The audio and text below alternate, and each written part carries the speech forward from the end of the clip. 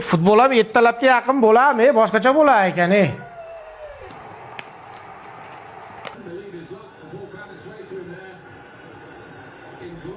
Assalomu alaykum. Sizlar uchun kichkinagina ixcham bo'lgan qassob naborimiz tayyorlab qo'ydik akalar. Ko'rishingiz mumkin, bu naborimizda 1 kilodan oshiqroq kichkina boltachasi, quyma bolta suvalarga qaytmaydi, maza qilib ishlatasizlar.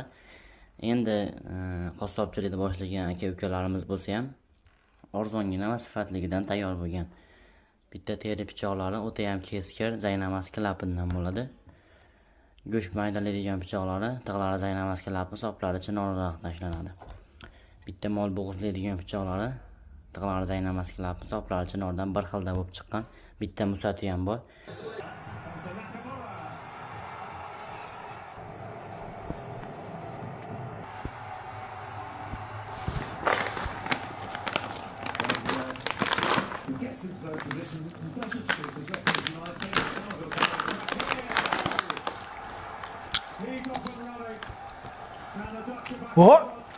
Gazak simichkasi bitta duyib o'tib.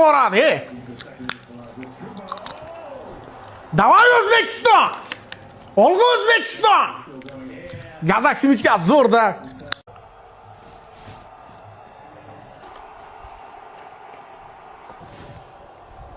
Futbol ham ertalabga yaqin bo'ladimi? Boshqacha bo'lar ekan.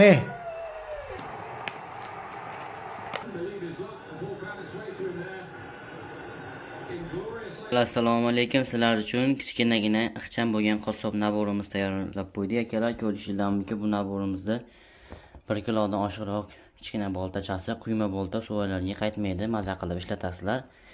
Endi qassobchilikni boshlagan aka-ukalarimiz bo'lsa ham arzongina va sifatligidan tayyor bo'lgan.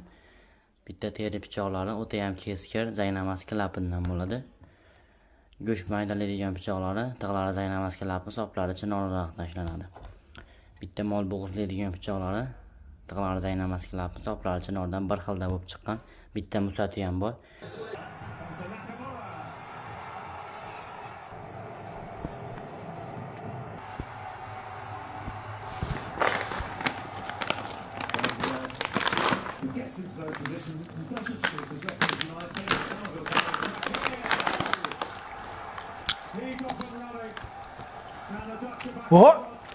Gazak simichkasi bitta duyib o'tib.